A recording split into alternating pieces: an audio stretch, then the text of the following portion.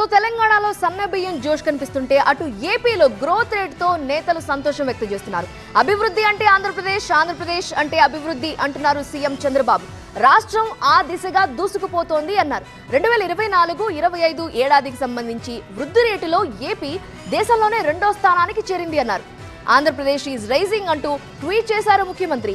AP బంగారు భవిష్యత్తుకు బాటలు పడుతున్నాయన్నారు ముఖ్యమంత్రి.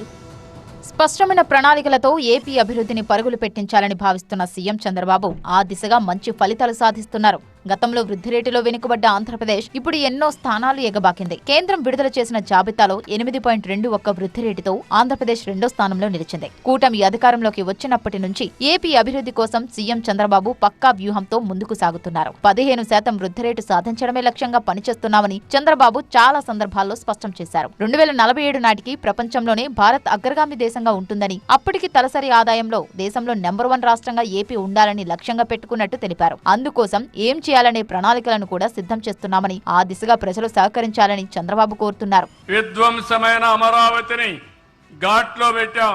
పోలవరాన్ని మళ్లీ పట్టాలెక్కించే పరిస్థితికి వచ్చాం.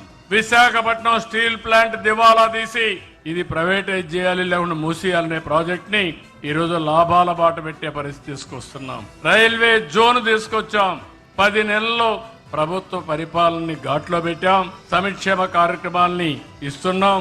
ఏపీలో వ్యవసాయం, పరిశ్రమలు, సేవల రంగాల్లో పురోగతి కనిపిస్తోంది. రాష్ట్రంలో విశాఖ లాంటి ప్రధాన ఓడరేవుల ద్వారా వాణిజ్యం పెరిగింది. 2024 ఏప్రిల్ నుంచి ఆగస్టు వరకు విశాఖ ఓడరేవు 35.77 మిలియన్ టన్నుల ట్రాఫిక్ ను నిర్వహించింది. ఇది గత సంవత్సరంతో పోలిస్తే ఎంతో పెరిగింది. పునరుత్పాదక ఇంధన రంగంలో వేలాది కోట్ల పెట్టుబడులు పెరగడం వృద్ధి రేటు పెరగడానికి కారణం. ఇక కూటమి ప్రభుత్వం అధికారంలోకి వచ్చిన తర్వాత ఈజ్ ఆఫ్ డూయింగ్ బిజినెస్ మెరుగుపడింది. పారిశ్రామిక విధానాల్లో సంస్కరణలు, పెట్టుబడులను ఆకర్షించేందుకు ప్రత్యేక ఆర్థిక మండళ్ల అభివృద్ధి, రవాణా సౌకర్యాల విస్తరణ లాంటివి ఈ వృద్ధికి కారణమయ్యాయి. విశాఖలో గ్రీన్ హైడ్రోజన్ ఉత్పత్తి కేంద్రం ఏర్పాటు, అమరావతి రాజధాని నిర్మాణం వేగవంతం, రవాణా సౌకర్యాల విస్తరణ లాంటి ప్రాజెక్టులు కూడా ఈ వృద్ధికి ఊతమిచ్చాయి. వృద్ధి రేటును ప్రస్తావిస్తూ ఆంధ్రప్రదేశ్ ఈజ్ రైజింగ్ అంటూ ఎక్స్ లో ట్వీట్ చేశారు సీఎం చంద్రబాబు. ప్రభుత్వ పాలసీలతో మెరుగైన ఫలితాలొస్తున్నాయని, వృద్ధి రేటు సాధించడం రాష్ట్ర ప్రజల సమిష్టి విజయమన్నారు. బంగారు భవిష్యత్ కోసం కలిసి ప్రయాణాన్ని కొనసాగిద్దామని పిలుపునిచ్చారు.